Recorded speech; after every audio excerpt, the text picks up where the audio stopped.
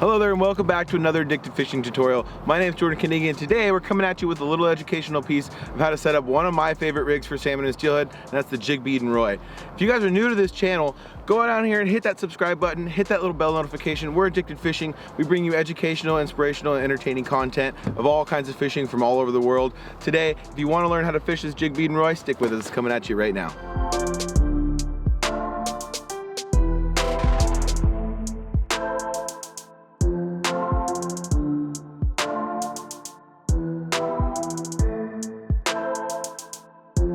So first things first, when you're gonna fish this setup, I'm gonna usually use a slide float setup. This works good on a fixed float, some sort of balsa float, or any kind of slide float. I like this on the slide float today because we're gonna have that bead dropper off of our jig. But the most important part when you're float fishing is gonna be your rod. What I have here in my hand today is a 10-6 Okuma X Series rod. Anything will work for this adaptation, but you're gonna want something a little bit longer because you're float fishing, and you're gonna want something with a little more of a light action like this 8 to 15 pound rod so that you can mend well and you can get those long drifts when you're fishing from the bank or even from the boat. What I have this reeled with is a C40 Kaimar, again by Okuma.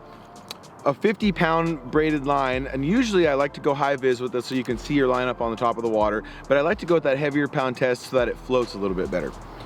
What I have on here to run this slide float with, you can run a bobber stop or whatever right to your braided line, but I always like to tie a bumper on. So I have about a 15-foot bumper here tied on with a blood knot.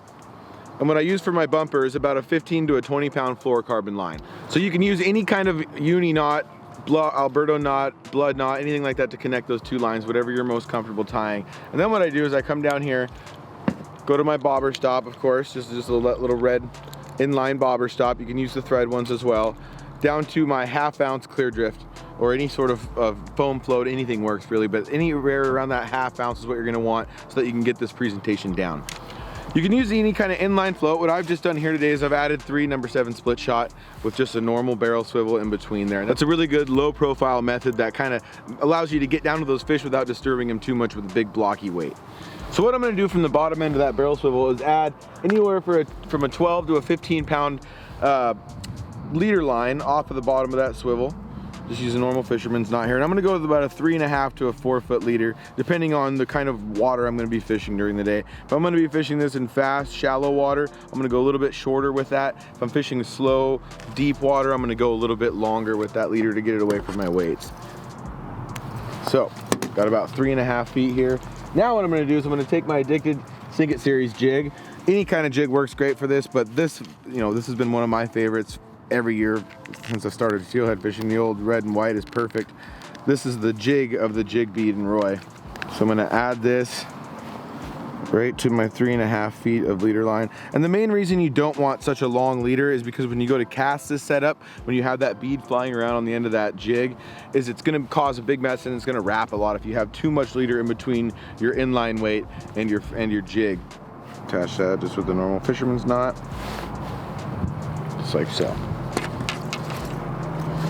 Now from there, I'm gonna add my bead leader. And this is probably the most important one, that you keep the proper length. I like to keep it under about 3 feet, usually about from 1.5 feet to 2 feet long.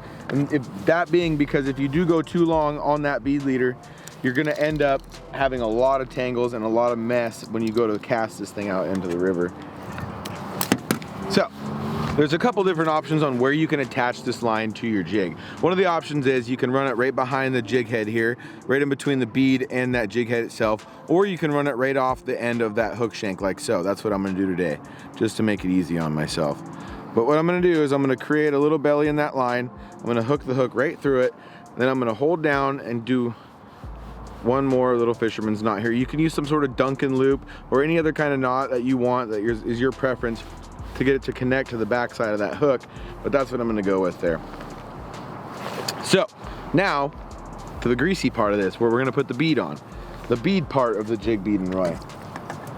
I usually like to keep my bottom bead or my dropper bead under, from 12 millimeters down. I don't like to go too big. You can, but you're gonna wanna use a bigger jig, and it's gonna kind of take your jig presentation out of place, and your jig's basically gonna be more of the weight getting that bead down in that case. So if that's the case, just switch to a bead setup.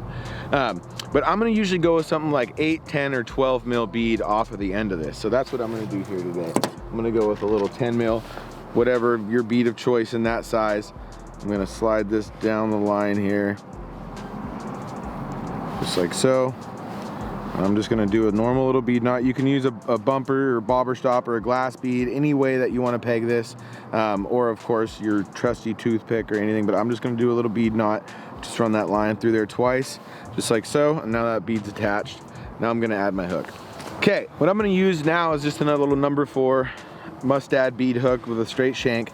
I'm gonna put that on there again, just using a typical clinch knot. Tie that bead or that hook right onto the end of that leader, and just like so, my gapping's perfect. I got about a 3 or a 4 inch gap there, and that's to keep that bead out of that fish's mouth, so when it does go to get hooked, it pulls right into the side. That's why it's imperative to have that bead slid up from the hook, so that you can properly hook those fish in the side of the mouth every time. And so there it is, everybody. That's the Jig Bead and Roy in the flesh. Again, a little recap. We got bumper line down to our bobber stop, to our 1/2 ounce bobber with our inline weight, 3-foot leader down to my jig, another 1.5 foot leader down to my bead, and now we're ready to fish. So follow me up to the river. I'm gonna show you guys how to have this presented and how you wanna fish it, and some water that you wanna look for to use this Jig Bead and Roy. So the kind of water that you're gonna wanna look for to fish the Jig Bead and Roy is really something that you would typically fish a jig in anyways. A lot of times with a bead setup, you can't fish certain water because you can't get down onto the bottom without getting snagged, given the structure that's on the bottom. So we're gonna use something like a jig that's somewhat suspended, so it keeps us above those snags, but allows that bead to be in the strike zone and down in front of those fish. That's the benefit of having this setup and fishing 2 things on your line, of course. What I have behind me is pretty much my perfect idea of a steelhead run.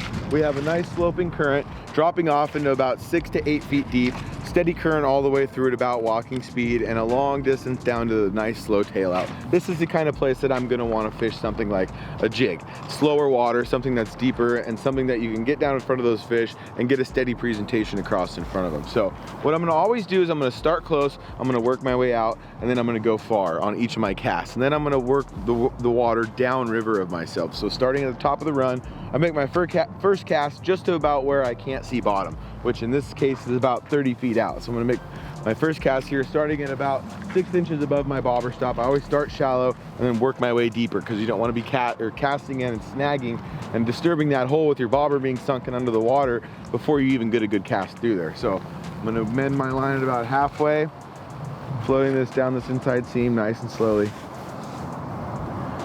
And one thing I like to coach people a lot on when giving the line out of the reel, when you're letting it float down below you, is lifting your tip to pull the line out and leaving some of that line on the water rather than letting it pull the line off of the reel.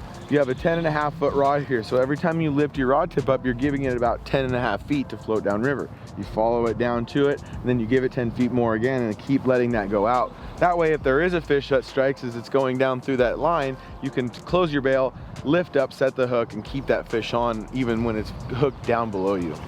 So, cast number 2, I'm gonna go about another 20, 30 feet past my first point, working my way right out towards that center line in the river, letting my drift work into my line, making a nice mend to keep my line above my bobber so that it pulls down river naturally, and start lifting my tip with my bail open, hand close to my bail, giving it about 10.5 feet at a time and following it back out with my tip and slowly letting that go down to the bottom of the drift. Now I like to fish my 45s. I start my cast up at 45 and I fish it down to 45. I don't like letting it get any further downriver from that, because you can either move your boat or you can move your feet to fish effectively in that area. It's not so much that you won't get the bites, but you won't be able to set the hook properly and keep that fish hooked in a good spot in its mouth to go ahead and land it in the bank. So my third cast, I'm gonna work my way out even farther, going about 3/4 of the way to almost all the way across the river, working each seam. And why we do this, and because we do this, we effectively cover all the water that's in that hole. That's the beauty of fishing this method and using 2 presentations, is you have 2 different ways of catching those fish, and you can mathematically break down that run by going close, middle, far, and then working your way down, and you effectively cover and learn that spot that you want to fish. So now that we've covered the run from top to bottom, making that close middle far cast, let's talk a little bit about what you can add to these setups to make them even more effective. If bait's allowed on your rivers or anything like that, one thing to touch on is be sure to check your regulations on the rivers you're fishing on if you're allowed to have 2 hooks. I know in Canada and some other places you're not allowed to fish 2 hooks on your line. So be sure to check your local regulations to make sure that's legal. But don't be afraid to put any kind of bait on these jigs as well. Whether you slide a little piece of eggs on there, whether you use coon shrimp or prawn or any sort of tipping. Even our little addicted steelhead eggs work really well on this if you add some ProCure scent to them too. So adding some sort of extra attraction, whether it be bait or scent to either your bead or your jig, always helps you catch more fish.